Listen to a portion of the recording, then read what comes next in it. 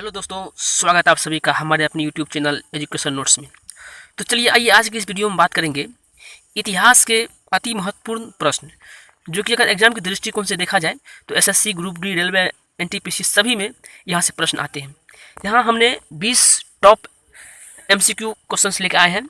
अगर आप पूरा वीडियो देख लेते हैं तो यहाँ से जरूर 1 या 2 प्रश्न निश्चित ही फंस जाएगा। तो चलिए आइए शुरू करते हैं आज की क्लास को। देखिए पहला क्वेश्चन कह रहा है, क्वेश्चन नंबर 1 में कह रहा है, सूफी संत ख्वाजा मोइनुद्दीन चिश्ती किसके शासनकाल में भारत आए थे? तो ये जो भारत आए थे ये पृथ्वीराज चौहान के समय में भारत आए थे।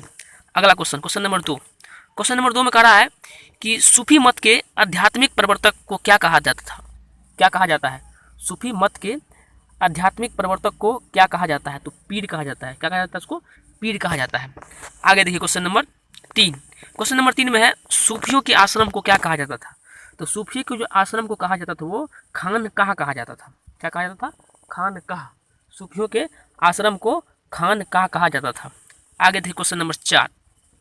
क्वेश्चन नंबर 4 में कह रहा है, सुल्तान की उपाधि धारण करने वाला पहला तुर्क शासक कौन था? सुल्तान की उपाधि धारण करने वाला पहला तुर्क शासक कौन था? तो ये जो तुर्क शासन था ये था मोहम्मद गजनवी। कौन था? मोहम्मद गजनवी था। आगे देखिए क्वेश्चन नंबर 5। क्वेश्चन नंबर 5 में कह रहा है, सुरक्षा प्रकोष्ठ नीति किससे संबंधित है? तो ये सुरक्षा प्रकोष्ठ नीति जो है साथियों, ये वारेन हेस्टिंग्स से संबंधित है। किससे है? ये वारेन हेस्टिंग्स से संबंधित है। आगे देखिए क्वेश्चन नंबर 6। क्वेश्चन नंबर 6 में कहा जाता है, सुभाष चंद्र बोस ने सिंगापुर में दिल्ली चलो का नारा कब दिया था? तो ये सुभाष चंद्र बोस ने दिल्ली में जो नारा दिया था, सिंगापुर में दिल्ली चलो का नारा कब दिया था? ये जो नारा दिया था 1945 ईस्वी को, यानी सुभाष चंद्र बोस ने सिंगापुर में दिल्ली चलो का नारा दिया था। आगे देखिए क्वेश्चन नंबर 7।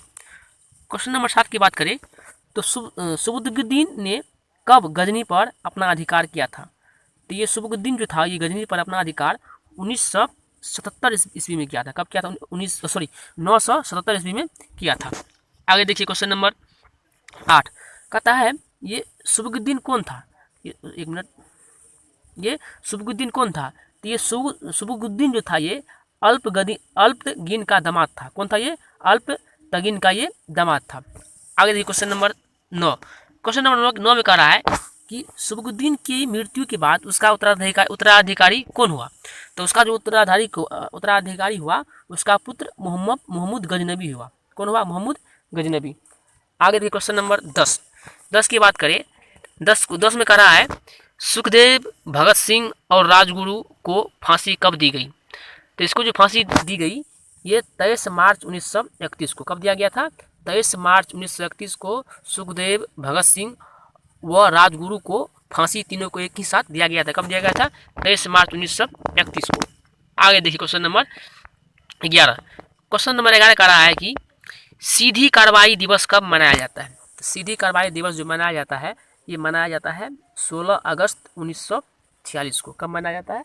16 अगस्त 1946 को।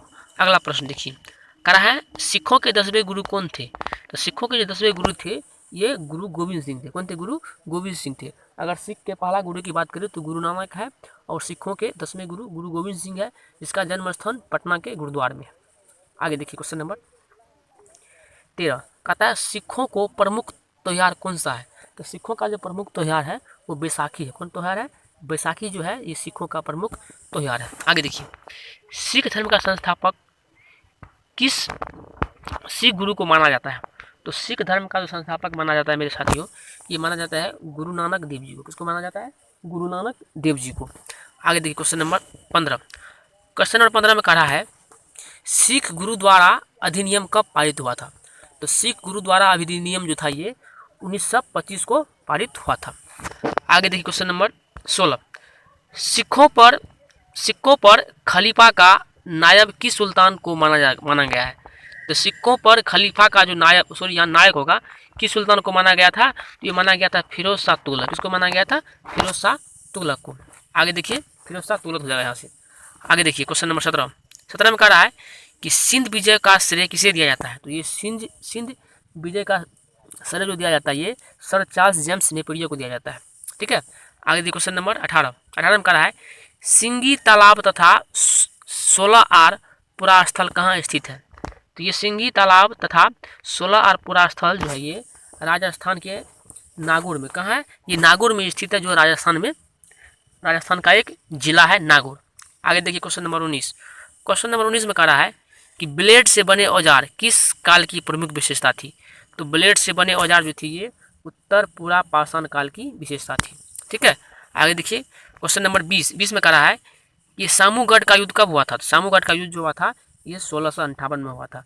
अगर वीडियो अच्छा लगे तो लाइक कीजिए और चैनल को सब्सक्राइब करना ना भूलें। Thank you so much.